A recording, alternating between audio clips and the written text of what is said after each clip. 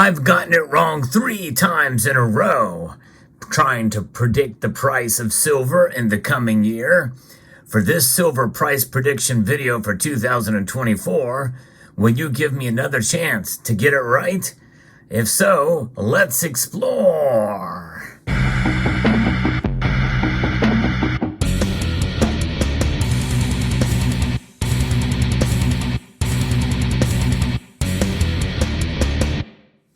Now, my track record is not very good at all for gold. I was boasting a little bit about my price prediction video for gold, as I got it right about 45 times in 2023 for the price prediction for gold. But I checked back, and 0 days was I right for predicting the price of silver in 2023. So where is it going to head and end this year? Why is it so hard to predict the price of silver?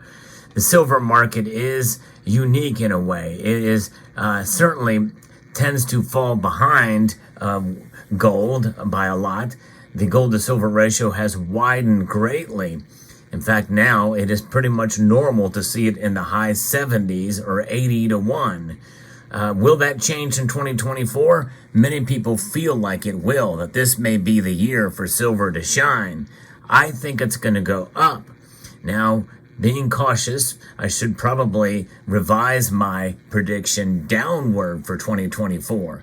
So I was wrong 3 years in a row, and this last year, I thought silver was going to reach in 2023 up to $28 an ounce. I'm off by about $4 as of the recording of this video. So my prediction for 2024, if you'll give me another chance, is going to remain the same, which is a pretty bold step for me to make that kind of prediction, for a chance to be wrong yet again. But I think there's a lot more activity. There's a lot more of the fundamentals. There's a lot more that is rooting for silver in 2024 than there was in 2023. Although a lot of what has happened in 2022 and 2023 should lend itself to higher prices. And in a sense, we have, just not nearly as much as I thought it would be. But I think 2024 could be the year that we see silver finally get to $28 an ounce. Now, many of you have said that in 2023, it was not necessarily or terribly unrealistic to think that silver could reach $28 an ounce. But there's a lot of things working against silver, and a lot of it is in the natural market forces, which I believe play a greater role. But I don't discount the fact that there's some manipulation going on. We have seen that for both gold and silver and documented it well with what JP Morgan has done. But there are also suppressive forces. And the greatest among those, I believe, is the Federal Reserve, with what they've been doing with their policies by raising interest rates that we've seen dramatically this year. So that means that this becomes more powerful, even though it is still deflating in value. That's inflation, because the value of the dollar is decreasing at a rate of 3.1% year over year as of the recording of this video. That's stacked on top of already high inflation. Now, many people feel that a recession is coming in 2024, and I think it is as well, and that could work actually against silver, but I believe that it is going to follow gold to a degree, and as the dollar weakens, when the Federal Reserve raises rates, you are going to see, or when they lower rates rather, when they lower rates in 2024, you are going to see silver start to shine a bit. And I don't think it's going to necessarily break out above $30 this year, but I think we'll see momentum and steady, strong momentum to see it rise above $27 and hit into $28. At least once this year is what I'm predicting. Many people feel that it should be much higher than that. I am with you. I think it should be above $30 an ounce in 2024. I thought it really should have been above $28 by now. We've not seen that. Now, there's a lot of fundamentals that are at play.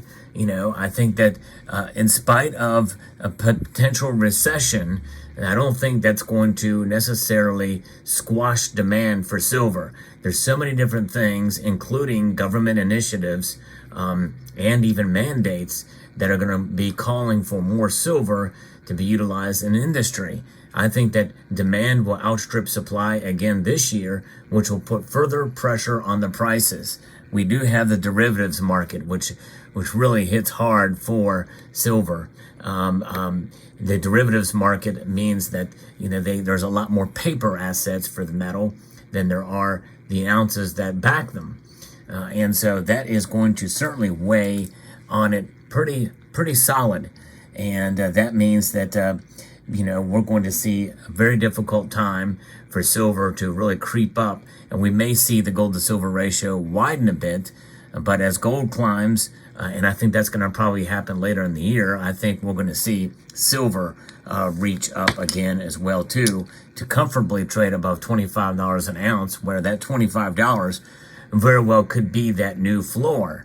And again, I make these guesses based off somewhat of an education on the markets, as I do like to follow the markets fairly closely. It's documented on this channel, where I do follow what goes on with the price of silver. But notwithstanding all that all being said, it really is just an educated guess, but a guess nonetheless. So who knows? And should you listen to my predictions? Probably not. But as I said at the beginning of each of these videos where I talk about where I think the markets are moving, it's just a guess, and it's only done for entertainment purposes only. In other words, I'm not a professional, never pretended to be. This is just for fun. In fact, I pretty much just relish me being wrong as I would being right. And just because I'm right and could be right this year does not give me any more credibility than I already had, which is not much. It's just a matter of discussion and to see where things are going. I don't think it's unreasonable to say that silver should hit $28 an ounce in 2024. I didn't think it was unreasonable for it to hit $28 an ounce in 2023. Nonetheless, this is the world we live in, and we have to deal with the reality that has dealt us. Now, how should we be viewing silver when the prices are so low right now? Undervalued as most of us think. Well, I think that we should not get overly excited about the metal.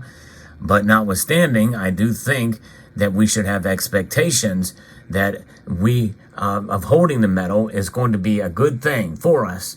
Not necessarily to profit from silver, because you should not look at silver as an investment. You should look at it as a hedge.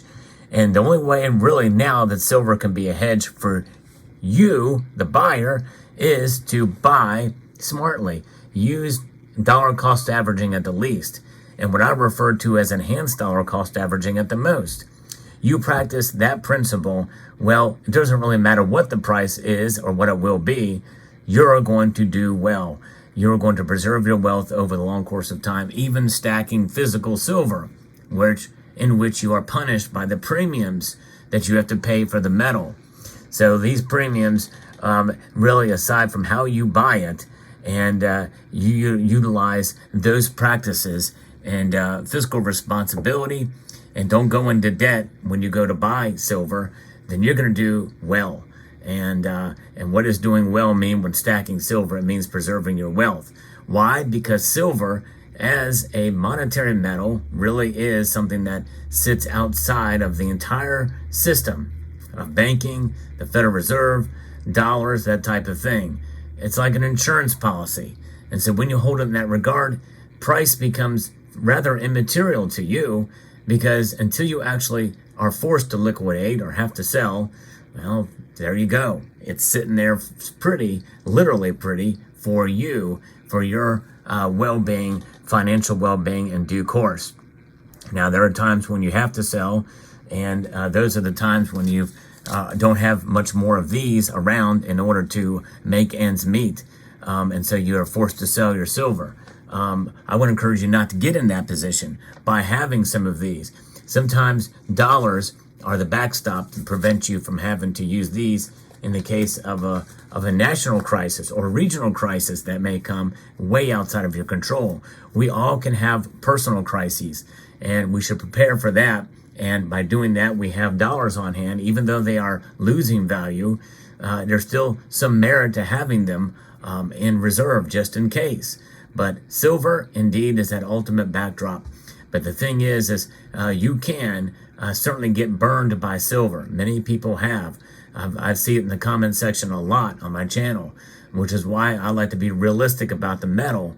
And part of that realism is understanding that you have a lot going against you by stacking physical silver in terms of the premiums you pay and the amount of space it takes up, which that may seem minor for many silver bugs, and myself included. It's not really that big of a deal, because in due course, the longer you hold silver, the better off you are going to be.